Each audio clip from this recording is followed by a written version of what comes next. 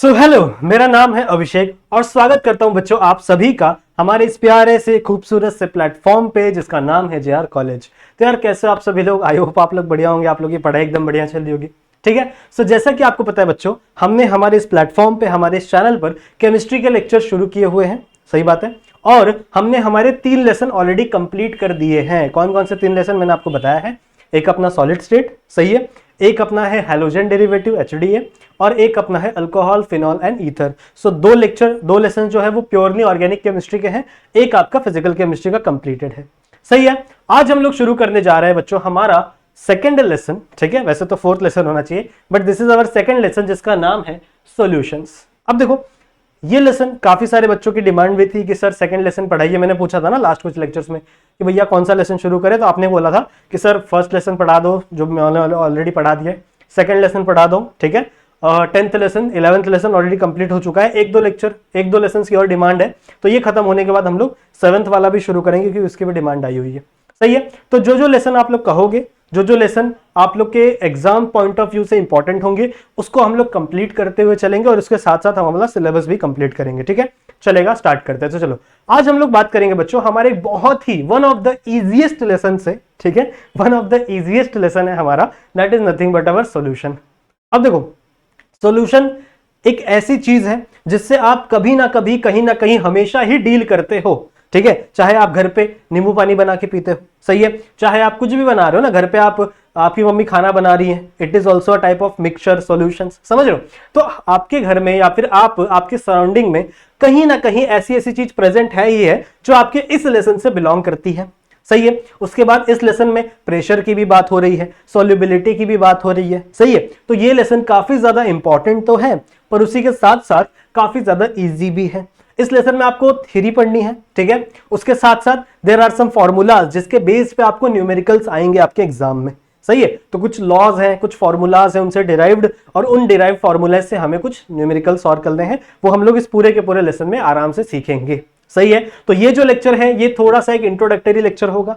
इस लेक्चर को मैं ज्यादा बड़ा नहीं करूंगा। ठीक है, आई ट्राई कि मैं इस वीडियो को ज्यादा बड़ा ना रखूं। यहां पर मैं आपको समझाऊं कि आखिरकार सॉल्यूशन होते क्या हैं, मिक्सचर्स क्या होते हैं। ठीक है, मिक्सचर के अंदर जो 2 कंपोनेंट होते हैं, सॉल्वेंट एंड सॉल्यूट, वो क्या होता है उसके बारे में थोड़ा सा हम लोग बात करेंगे। ठीक है, फिर कितने प्रकार के सॉल्वेंट सॉल्यूट हो सकते हैं, कितने फेजेस में प्रेजेंट हो सकते हैं। सही है। सॉल्युबिलिटी क्या है, सॉल्युबिलिटी का फॉर्मूला क्या है, समझ रहे हो, और उनके कौन कौन से फैक्टर्स अफेक्ट करते हैं। तो ये जो चीजें हैं इसे हम लोग आज के इस लेक्चर के अंदर देखने वाले हैं। चलो स्टार्ट करते हैं बच्चों आज का ये लेक्चर स्टार्ट करने से पहले एक और बात आप लोगों को बता दूं कि अगर आप लोग ने हमारे इस ऐप को डाउनलोड नहीं किया है तो जरूर से करिएगा। और यदि आपको कोई भी डाउट होता है मेरे सेशन में, केमिस्ट्री में, बायोलॉजी में, मैंने ही आपको पढ़ाई थी, सही आपको पता होगा, आप प्लेलिस्ट सेक्शन में जाके बायोलॉजी के लेक्चर वीडियोस भी देख सकते हैं, वहां पे मैंने हर एक चैप्टर मैंने आपको पढ़ाया हुआ है बायोलॉजी का। सही है। तो बायोलॉजी भी मैंने आपको पढ़ाई थी। तो अगर आपको बायोलॉजी या फिर फिजिक्स के लिए संजीव सर आपके पास,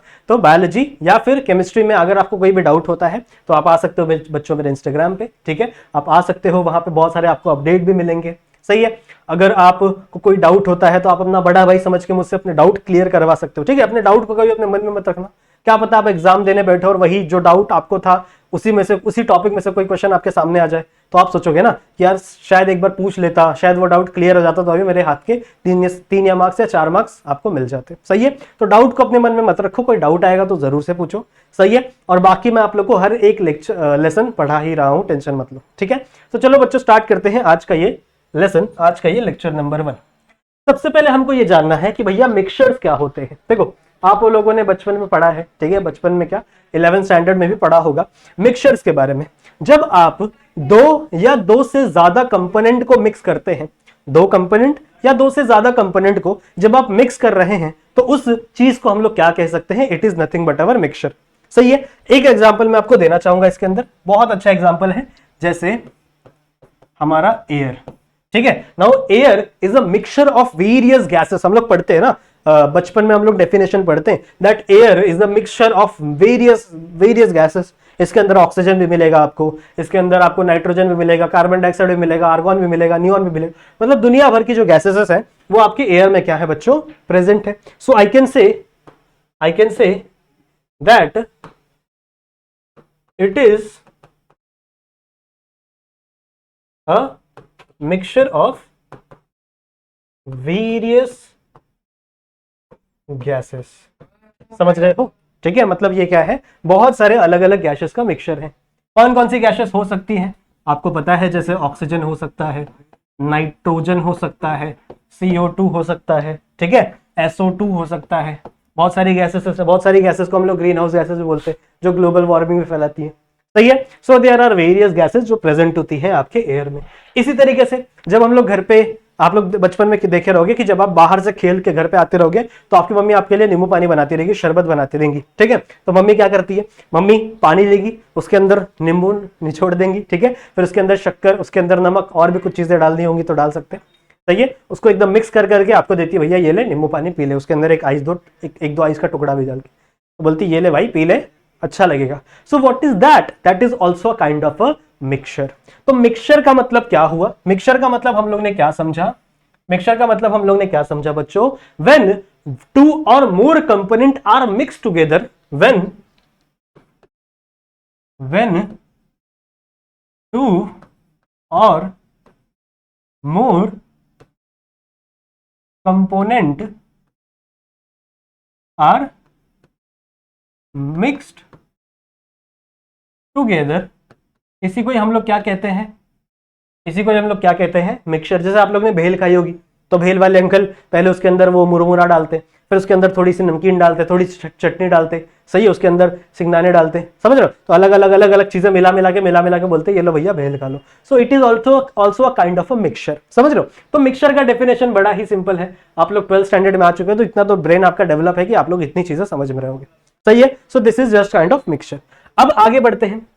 now there are types of solution. अब देखो मिक्सचर की बात करें या फिर सॉल्यूशन की बात करें तो इसके अंदर बच्चों कुछ टाइप्स होते हैं, दो चीजें होती है जो हम लोग को पढ़नी है। सबसे पहला है आपका सॉल्यूट और एक है बच्चों आपका सॉल्वेंट। सही है। अगर मैं बात करूं तो मिक्सचर में दो चीजें आप पढ़ सकते हो, एक है आपका सॉल्यूट और एक है आपका सॉल्वेंट। अब सॉल्यूट एंड सॉल्वेंट होते क्या है उनके बारे में हम लोग थोड़ी सी बातें करेंगे, ठीक है।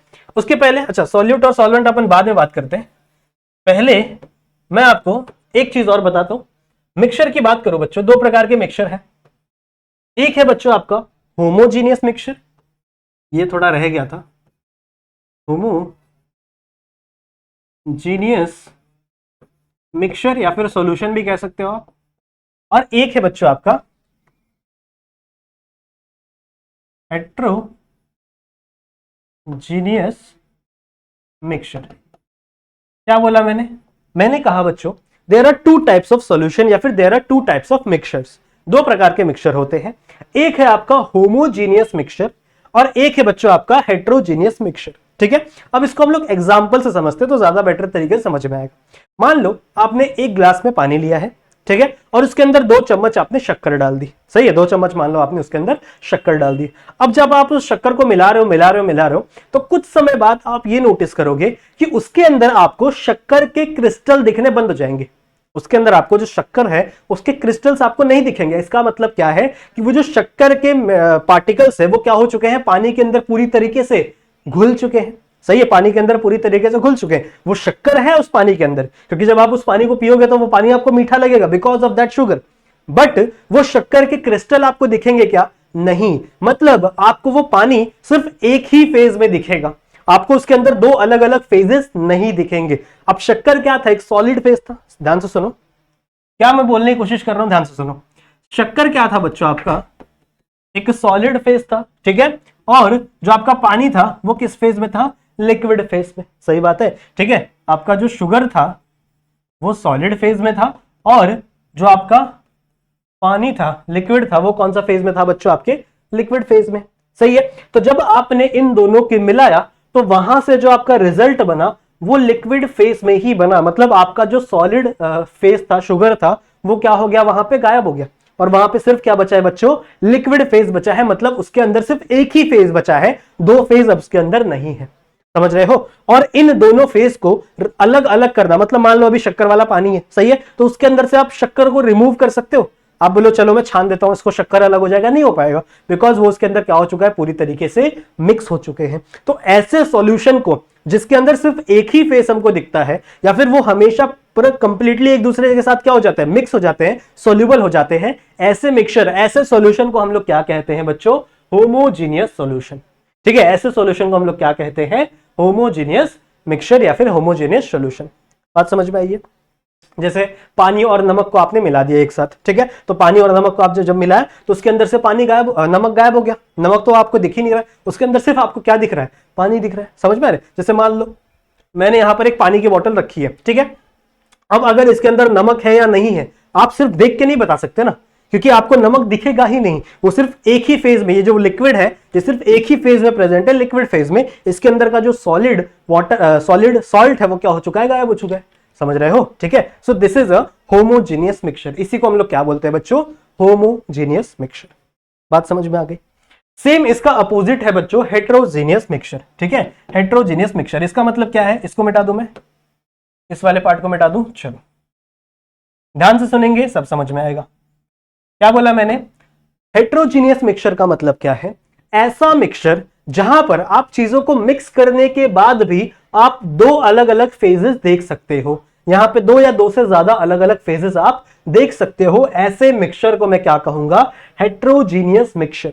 अब इसका एग्जांपल दो सर, एग्जांपल ज्यादा अच्छे समझ में आएगा। तो मान लो बच्चों मैंने सैंड लिया, सैंड समझते हो ना, रेती जो समुद्र के किनारे मिलती है, सैंड लिया और उसको मैंने पानी के अंदर डिसॉल्व कर दिया, तो क्या सैंड कंप्लीटली डिसॉल्व हो जाएगा पानी के अंदर? बिल्कुल भी नहीं। आप कितना भी उसको डिसॉल्व करो, कितना भी उसको डिसॉल्व करो, उसको घुमाते रह जाओ, चम्मच से घुमाते रह जाओ, पर वो सैंड कभी भी कंप्लीटली उसके अंदर डिसॉल्व नहीं होगा। जो सैंड के पार्टिकल्स होंगे वो कभी भी वाटर के अंदर कंप्लीटली डिसॉल्व नहीं होंगे। आपको उसके अंदर सॉलिड भी दिखेगा और लिक्विड भी दिखेगा। समझ रहे हो? आपको उसके अंदर सॉलिड और लिक्विड दोनों ही दिखेंगे। वो भी मिक्सचर है, वो भी क्या है, मिक्सचर है, वो भी सॉल्यूशन है, but it is a type of heterogeneous mixture. ठीक है, जैसे मान लो आपने भेल लिया, भेल, कोई अंकल थे आपके अराउंड, आप उन्होंने बोला, आपने बोला अंकल मुझे भेल बना के दो। अंकल ने क्या किया, मुरमुरा लिया, ठीक है, जो मुरमुरा हम लोग बोलते हैं ना, वो लिया, फिर उसके अंदर सिंगदाने डाले, हल्का सा नमकीन डाला, सेव डाला, समझ रहे हो, अलग अलग चीजें मिक्स करके आपको दे दी भेल। अब उस चीज के अंदर से ऐसा तो नहीं है ना कि आपको बाकी चीजें दिख ही नहीं रही है, खाली एक ही चीज दिख रही, नहीं, आपको उसके अंदर मुरमुरा भी दिखेगा, आपको सेव भी दिखेगा, आपको सिंगदाने भी दिखेंगे, आप उसको उन सबको अलग अलग कर सकते हो। इफ यू वांट आप उसको क्या कर सकते हो, अलग अलग कर सकते हो, तो वो हेट्रोजीनियस मिक्सचर है। समझ रहे हो, वो क्या है, हेट्रोजीनियस मिक्सचर है। बात समझ में आ रही है? ठीक है, so there are two types of solution या फिर two types of mixture, solution या फिर आप इसे मिक्सचर भी कह सकते हो। तो दो प्रकार के मिक्सचर थे, एक था बच्चों आपका होमोजीनियस जिसके अंदर सिर्फ एक ही फेज है, यहां लिख लो ओनली सिंगल फेज। ठीक है, आपको सिर्फ एक ही फेज देखने के लिए मिलेगा, चाहे वो वाटर हो या फिर वो लिक्विड हो या फिर वो सॉलिड हो, किसी भी फेज में हो सकता है, उसकी बातें हम लोग करेंगे अभी आगे। सही है, तो वो किसी भी फेज में हो सकता है, वो सिर्फ एक सिंगल फेज होगा। वही अगर मैं बात करूं बच्चों हेट्रोजीनियस मिक्सचर की, तो वो टू और मोर फेजेस आपको उसके अंदर देखने के लिए मिलते हैं। जैसे मान लो भेल का, जैसे मैंने एग्जांपल दिया ना अभी तुम लोगों को, तो भेल के अंदर आपको बहुत सारी चीजें देखने मिल रही है, आपको सेव अलग दिख रहा है, आपको वो मुरमुरा अलग दिख रहा है, आपको वो सिंगदाना अलग दिख रहा है, हर चीज आपको अलग अलग दिख रही है। समझ रहे हो? ठीक है, सो it is kind of heterogeneous mixture. बात समझ में आ गई? बात समझ में आ गई? आगे बढ़े, चलो लेट्स मूव अहेड। नाउ अब हम लोग बात करते हैं बच्चों सॉल्यूट और सॉल्वेंट की। Let's talk about solute and solvent. ठीक है, देखो मैंने तुम लोग को क्या बताया, मैंने तुम लोग को बोला कि तुमने लिया चीनी और पानी, तुमने लिया चीनी और पानी और तुमने क्या कर दिया, चीनी को पानी के अंदर मिला दिया। अब आप लोगों ने एक चीज उसमें नोटिस की कि कोई एक ऐसी चीज थी, कोई एक ऐसा कॉन्स्टिट्यूएंट था, सब्सटेंस था जिसकी क्वांटिटी कम थी और कोई एक ऐसा सब्सटेंस था जिसकी क्वांटिटी ज्यादा थी। जैसे मान लो आपने वाटर, शुगर और सॉल्ट लिया। मान लो आप ओआरएस सॉल्यूशन बना रहे हो, ठीक है, आप ओआरएस सॉल्यूशन बना रहे हो तो आप इन तीनों को मिलाओगे। कौन सा? आपका शुगर आपने लिया, वाटर लिया, आपने शुगर लिया, आपने सॉल्ट लिया। तो इसके अंदर आप थोड़ा दिमाग लगाओ और सोचो कि इन तीनों के अंदर आप सबसे ज्यादा किसकी कॉन्सेंट्रेशन लोगे, सबसे ज्यादा क्या लोगे आप सबसे ज्यादा लोगे पानी, लार्ज कॉन्सेंट्रेशन, या फिर आप कैसे, हाँ ये आप लोगे लार्ज कॉन्सेंट्रेशन में या फिर लार्ज क्वांटिटी में। सही है, सबसे ज्यादा क्वांटिटी में आप क्या लोगे, वाटर लोगे। सही है, और इन दोनों को यानी आपके शुगर एंड सॉल्ट को आप लोगे बच्चों लेस क्वांटिटी में। कौन से क्वांटिटी में आप लोगे, कम क्वांटिटी में लोगे। समझ में आ रही बात। अब इन दोनों से भी आपने क्या बनाया, सॉल्यूशन ही बनाया, that is your ORS solution. ORS is also type of solution, सही है। बट इन दोनों का यूज करके आपने जो सॉल्यूशन बनाया है उसमें कुछ ऐसे सब्सटेंस थे जिनकी क्वांटिटी कम थी, जिनकी क्वांटिटी क्या थी बच्चों, कम थी, और कुछ ऐसे सब्सटेंस थे जिनकी क्वांटिटी क्या है, ज्यादा, जो आप ज्यादा क्वांटिटी में ले रहे हो, सही है। तो हमेशा याद रखना, जो कम क्वांटिटी वाली चीजें होती हैं, जो जिसमें आप कम क्वांटिटी वाली चीजें लेते हो, उसको हम लोग कहते हैं सॉल्यूट, ठीक है। उसे हम लोग क्या कहते हैं बच्चों, सॉल्यूट, सही है। और जो ज्यादा क्वांटिटी वाली चीज होती है उसे आप हमेशा कहोगे सॉल्वेंट। समझ में आई बात, ठीक है। तो दो चीजें आप लोग को समझ में आ गई। और हमेशा याद रखो कि हम लोग सॉल्यूट को सॉल्वेंट में मिलाते हैं, सही है। हम लोग सॉल्यूट को किस में मिलाते हैं, सॉल्वेंट में। कभी भी ऐसा मत लिखना पेपर में आके कभी भी कि हम लोग सॉल्वेंट को सॉल्यूट में मिलाते हैं, ऐसा बिल्कुल गलत बात। हम लोग सॉल्यूट को किस में मिलाते हैं, सॉल्वेंट में, सही है। जब हम लोग ओआरएस सॉल्यूशन बना रहे थे तो हम लोग ने क्या किया, हम लोग ने शुगर और सॉल्ट को पानी के अंदर मिलाया। ऐसा तो नहीं बोला ना मैंने कि तुमने पानी को शुगर के अंदर मिलाया, तुमने इतना सारा शुगर लिया और थोड़ा सा पानी लिया और उसके अंदर मिला रहे हो, नहीं, ये गलत हो जाएगा। हम लोग ओआरएस सॉल्यूशन बनाने के लिए क्या कर रहे थे, 1 लीटर या आधे लीटर पानी ले रहे थे और उसके अंदर 3-4 चम्मच शुगर डाल रहे थे। तो शुगर कम है, शुगर की कॉन्सेंट्रेशन कम है और वाटर की कॉन्सेंट्रेशन ज्यादा है। तो जिसकी कॉन्सेंट्रेशन ज्यादा होगा, जो ज्यादा अमाउंट में आप लोगे, जो ज्यादा कॉन्सेंट्रेशन वाला होगा, that is always be your solvent. And जो बच्चों जिसकी कॉन्सेंट्रेशन हमेशा कम होगी, जो कम कॉन्सेंट्रेशन में होगा, उसे हम लोग क्या कहेंगे, सॉल्यूट, सही है। और हमेशा हम लोग सॉल्यूट को सॉल्वेंट में डालते हैं, जिससे क्या बन जाता है आपका, सॉल्यूशन, सही है। तो इन वर्ड्स में थोड़ा ध्यान रखना है आपको। देखो एक चीज में आप याद रख सकते हो कि सॉल्यूट, ये जो वर्ड है ये थोड़ा छोटा दिखता है, सही है ना। ये वर्ड क्या है, छोटा, 6 लेटर है इसके अंदर, 1 2 3 4 5 6, तो ये 6 लेटर है। पर इसको अगर आप देखोगे इसके अंदर 7 लेटर है, 1 2 3 4 5 6 7, इसके अंदर 7 लेटर है, सही है। तो ये याद करने का एक छोटा सा ट्रिक हो सकता है कि इसमें कम लेटर है मतलब वो कम क्वांटिटी में लिया जा रहा है, जिसमें ज्यादा लेटर है उसको ज्यादा क्वांटिटी में लिया जा रहा है, समझ रहे हो। तो हमेशा किस सॉल्वेंट क्या होगा आपका, जो ज्यादा क्वांटिटी में, सही है। और जो वाटर है ना बच्चों, वाटर जो है एक्चुअली में, वाटर दुनिया में 95% जितने भी ऑब्जेक्ट्स है ना, उनको वाटर अपने अंदर डिसॉल्व कर सकता है।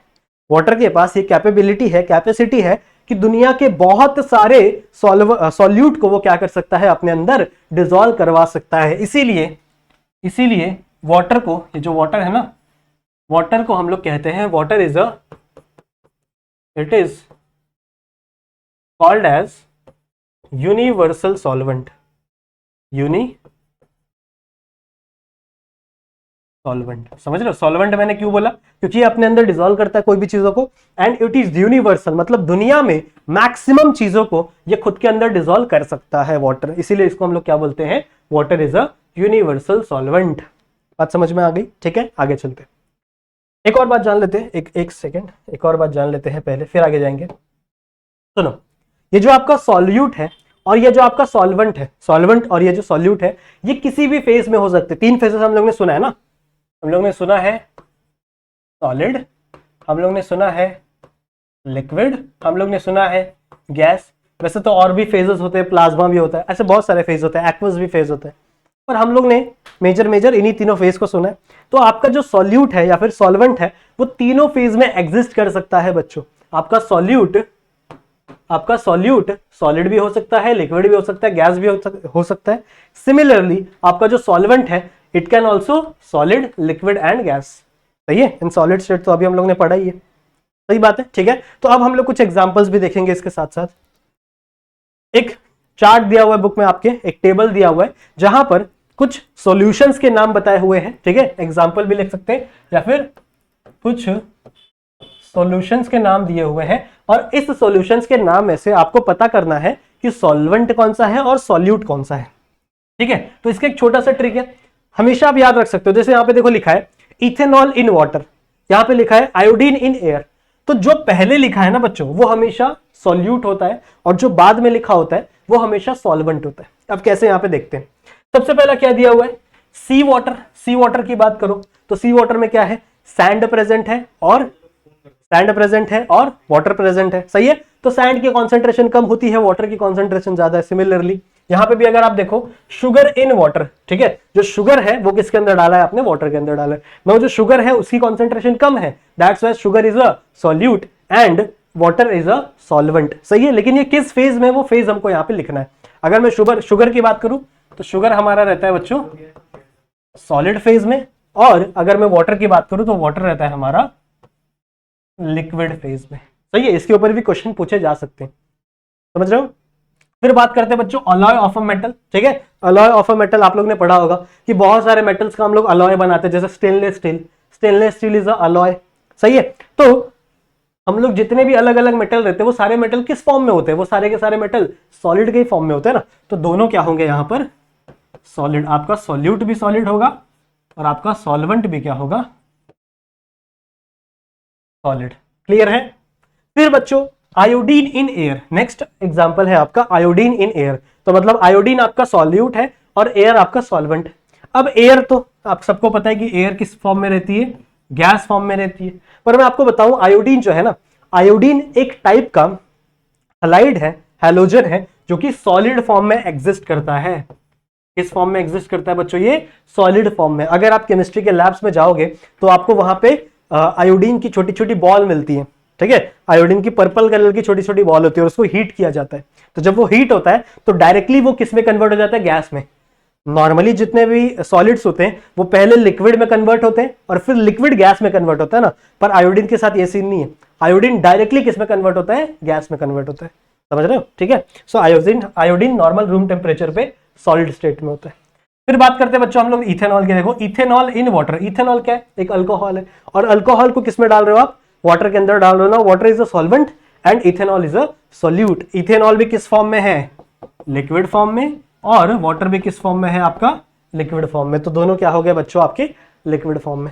नाउ नेक्स्ट मर्क्यूरी इन सिल्वर।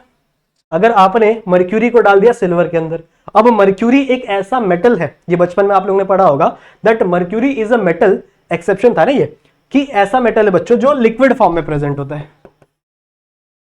समझ रहे हो। तो मर्क्यूरी क्या है, लिक्विड फॉर्म में, पर सिल्वर आपका सॉलिड फॉर्म में, समझ रहे हो, ठीक है। फिर उसके बाद है बच्चों क्लोरोफॉर्म इन N2। क्लोरोफॉर्म क्या होता है, क्लोरोफॉर्म लिक्विड होता है। जब आप लोग ऑर्गेनिक केमिस्ट्री पढ़ रहे थे मेरे साथ तो मैंने आपको क्लोरोफॉर्म बनाना सिखाया था, मैंने आपको बताया था ना क्लोरोफॉर्म क्या होता है, CH Cl3, सही है, ठीक है। इन N2 क्या होती है, गैस, तो ये किस फॉर्म में आ जाएगा, गैस, समझ रहे हो। फिर CO2 in water, carbonated water, जैसे हम लोग ये पीते हैं ना, नॉर्मल सॉफ्ट ड्रिंक पीते हैं लोग, सही है। तो सॉफ्ट ड्रिंक के अंदर क्या होता है, जो कार्बन डाइऑक्साइड है उसी को क्या किया जाता है, प्रेशराइज तरीके से बंद किया जाता है। So that is non as carbonated water, वो कार्बोनेटेड वाटर होता है, सही है। तो कार्बन डाइऑक्साइड इन वाटर, इसको भी क्या किया, मिक्स किया गया ना। कार्बन डाइऑक्साइड क्या है, एयर है, और इसको किसके अंदर डाला है बच्चों, वाटर के अंदर, and water is liquid in nature, सही है। उसके बाद लास्ट क्या है बच्चों आपका एयर, जो मैंने आपको बताया। सो air is also type of mixture, type of a solution, सही है। और इसके अंदर क्या है, बहुत सारे एयर ही तो प्रेजेंट है, तो मतलब ये भी आपका क्या हो जाएगा, एयर एंड आपका सॉल्यूट, अरे एयर नहीं, गैस। यहां पे मैंने एयर लिख दिया, this is gas and this is also gas. यहाँ पे H2O लिक्विड है, ये लिख दिया था मैंने, and your air is gas, समझ रहे हो, ठीक है। तो इस टेबल से हमको क्या सीख मिलती है, क्या समझ में आता है, हमको ये समझ में आता है कि आपके जो सॉल्यूट है वो किसी भी फॉर्म में हो सकते हैं, वो सॉलिड फॉर्म में भी हो सकते हैं, ठीक है, वो लिक्विड फॉर्म में भी हो सकते हैं, और वो गैसियस फॉर्म में भी हो सकते हैं। सिमिलरली आपके जो सॉल्वेंट है वो लिक्विड फॉर्म में भी हो सकते हैं, वो सॉलिड फॉर्म में भी हो सकते हैं, और वो गैसियस फॉर्म में भी हो सकते हैं। तो आपके सॉल्वेंट और सॉल्यूट तीनों स्टेट्स में, तीनों फॉर्म में क्या करते हैं बच्चों, एग्जिस्ट करते हैं, ठीक है। इसका स्क्रीनशॉट ले लो, फिर अपन आगे बढ़ते हैं, चलेगा, ओके चलो आ जाओ। नेक्स्ट है बच्चों solutions. Now let's talk about solution. देखो सॉल्यूशन की वजह से हम लोग ने ऑलरेडी बहुत सारी बातें की हैं, सही है। चलो और बात की जाए, सॉल्यूशन मैंने आपको जैसा भी सिखाया। अब इसके अंदर बच्चों आपको पढ़नी है एक बहुत ही इंपॉर्टेंट चीज, that is nothing but your solubility. क्या पढ़नी है आपको, सॉल्युबिलिटी, ठीक है। शायद मैंने आगे लिखा होगा कहीं तो, हाँ इसको देखते हैं, पहले अपन पढ़ते हैं सॉल्युबिलिटी को। सॉल्युबिलिटी की बात करें बच्चों, सॉल्युबिलिटी क्या होता है, कोई भी आपका सॉल्यूशन कितनी रेट से वो क्या कर रहा है, सॉल्यूबल हो रहा है। सही है। तो इसका बच्चों एक डेफिनेशन, एक फॉर्मूला बनता है, that is solubility is equal to amount of component या फिर अमाउंट ऑफ कुछ भी ले सकते हो आप, कंपोनेंट ही लेते, ठीक है, amount of component divide by volume of the solution, volume of the solution. सही है। अब यही चीज आपकी बुक में भी दी हुई है, पर वो सिर्फ पैराग्राफ के फॉर्म में दी हुई है। सही है। तो आपको ये फॉर्मूला पता होना चाहिए। फॉर्मूला क्या है, सॉल्युबिलिटी का फॉर्मूला क्या है बच्चों, solubility is equal to amount of component, जो भी आपके अंदर कंपोनेंट है, जो भी आपके सॉल्यूशन में कंपोनेंट है उसका कितना अमाउंट है।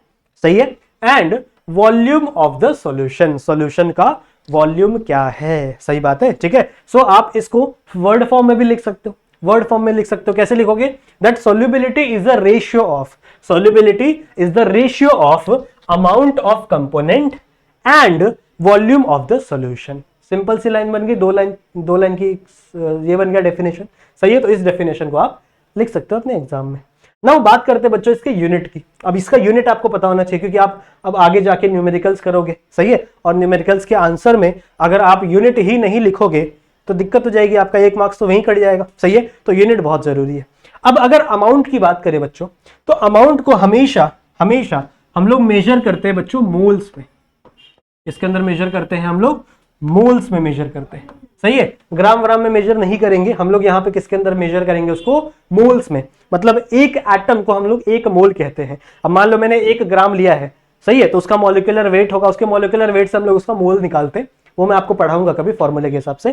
पर आपको एक बात दिमाग में रखनी है कि जो अमाउंट होगा किसी भी कॉन्स्टिट्यूएंट का, जो किस में प्रेजेंट होगा, सॉलिड स्टेट में प्रेजेंट होगा, तो हमेशा हम लोग किस क्वांटिटी में डिराइव करेंगे, मोल्स के अंदर डिराइव करेंगे।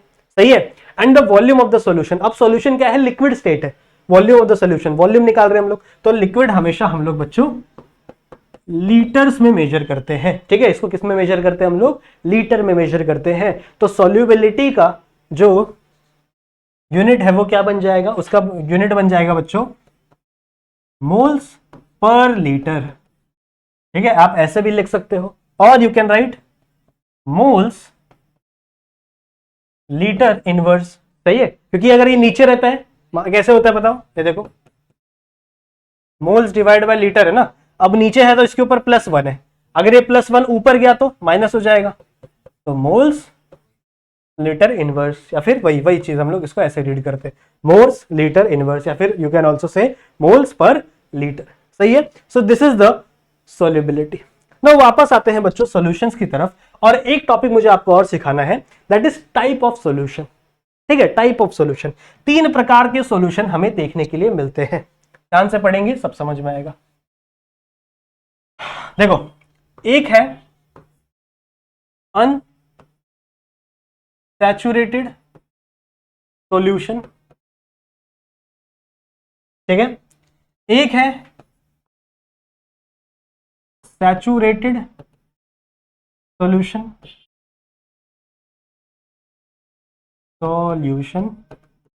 सही है, और एक चीज होती है सुपर सैचुरेटेड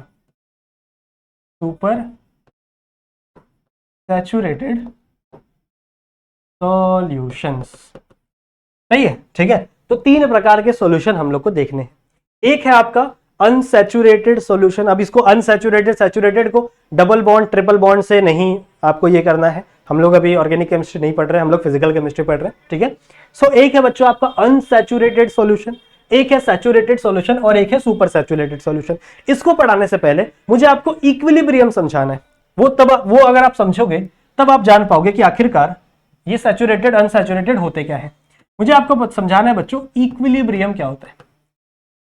देखो, इक्विलिब्रियम मतलब क्या, इक्विलिब्रियम सॉल्यूशन, इसका मतलब क्या, जैसे मान लो आपके पास 100 ml पानी है।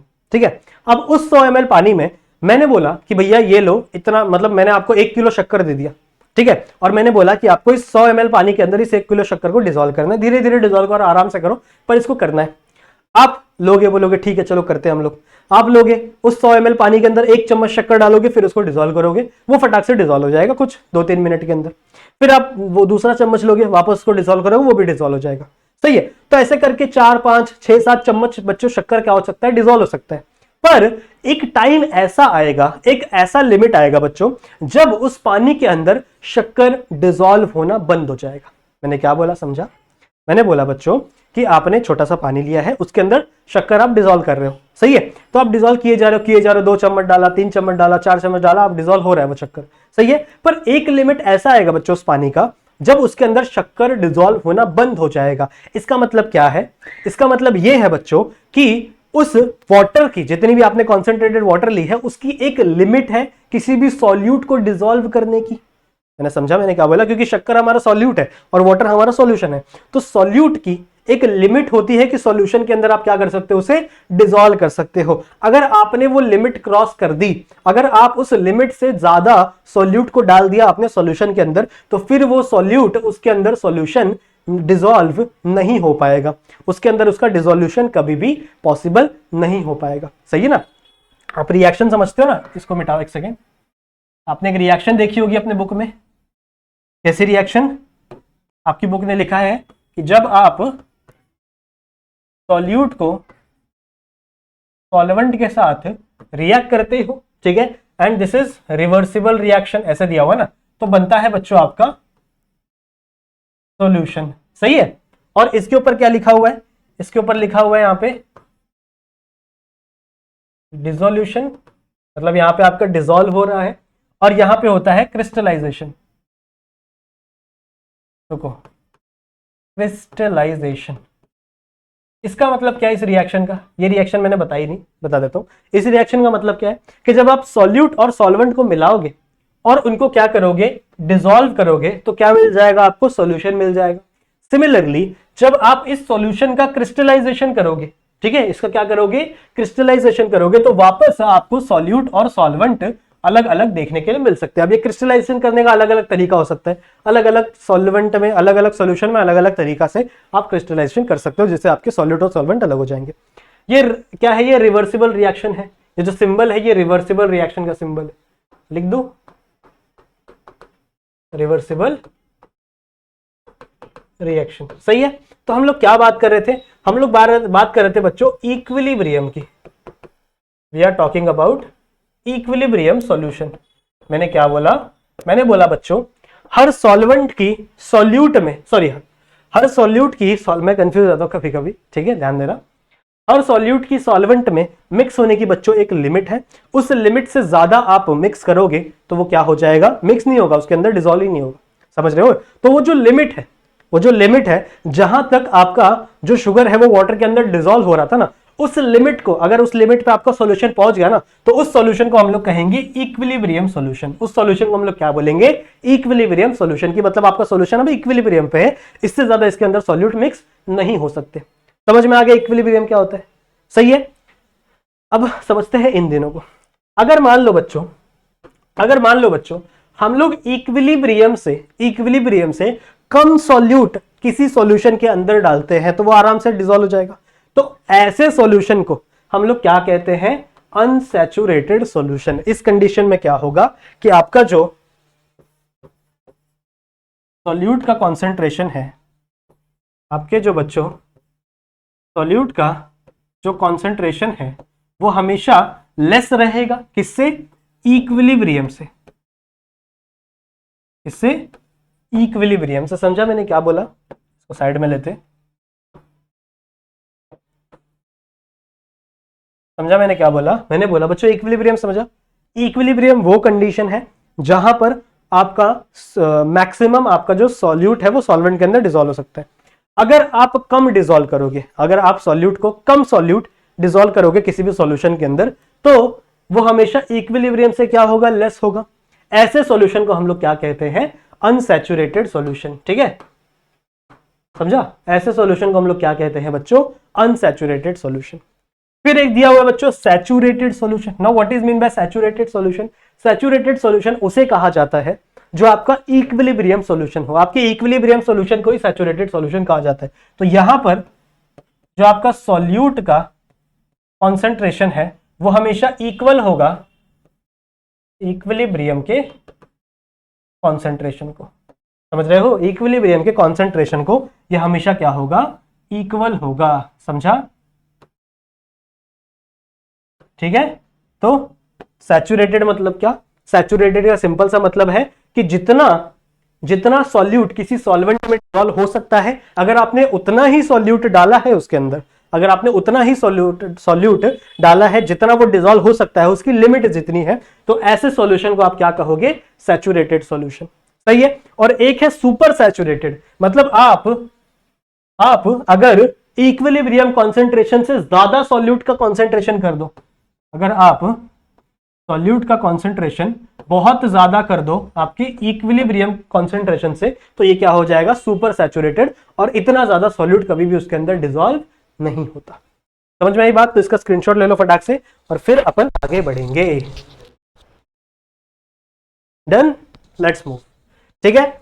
अब इसके बाद मैंने आपको समझा दिया बच्चों सॉल्युबिलिटी क्या होता है, सॉल्युबिलिटी का फॉर्मूला मैंने आपको समझा दिया। ठीक है। अब इसके बाद एक जो टॉपिक है वो है बच्चों आपके फैक्टर्स अफेक्टिंग सॉल्युबिलिटी। तीन फैक्टर्स हैं। तीन फैक्टर्स हैं। एक है आपका nature of solute and solvent. सही है।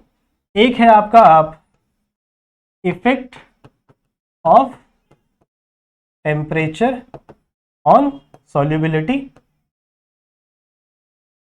और एक है बच्चों आपका इफेक्ट ऑफ प्रेशर ऑन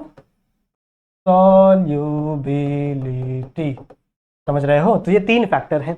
तो मैंने नाम अभी आप लोग को बता दिए बच्चों, इसकी डिटेल एक्सप्लेनेशन हम लोग अगले लेक्चर में करेंगे। सही है? ठीक है। समझ में आई बात? सो बच्चों इस लेक्चर को हम लोग यहीं तक रखेंगे। इस लेक्चर में जितनी भी चीजें हम लोग ने पढ़ी उसको हम लोग यहीं तक रखेंगे। अगले लेक्चर में क्या करना है? अगले लेक्चर में इसका डिटेल एक्सप्लेनेशन पढ़ना है, हेनरीज का लॉ पढ़ना है। ठीक है। तो अगले लेक्चर में बहुत मजा आएगा। ये सिर्फ एक इंट्रोडक्टरी लेक्चर था जहां पे मैं आपको सॉल्यूट, सॉल्यूशन, सॉल्वेंट के बारे में बताना चाहता था, एंड आई होप मैं आप लोग को क्लियरली इतनी चीजें बता चुका हूं। ठीक है, चलेगा। सो बच्चों मिलता हूं आप लोगों से अगली लेक्चर में। इस वीडियो को अपने दोस्तों तक फैला देना, अपने दोस्तों तक शेयर कर देना। ठीक है। जितने भी बच्चे 12th स्टैंडर्ड में हैं, देख रहे हैं, आपके दोस्त होंगे, स्कूल के होंगे, ट्यूशन के होंगे, कहीं के भी होंगे, गली मोहल्ले के, सब तक ये मैसेज पहुंचा देना, ये वीडियो पहुंचा देना। ठीक है। वीडियो को लाइक जरूर से करेंगे आप सभी लोग। चैनल पर नए हैं तो चैनल को सब्सक्राइब जरूर से करेंगे आप सभी लोग। ठीक है। मैं मिलता हूं बच्चों आप लोगों से एक अलग वीडियो में, एक दूसरी वीडियो में। तब तक आप अपना ध्यान रखो एंड कीप स्टडिंग। ठीक है। चलो बाय बाय।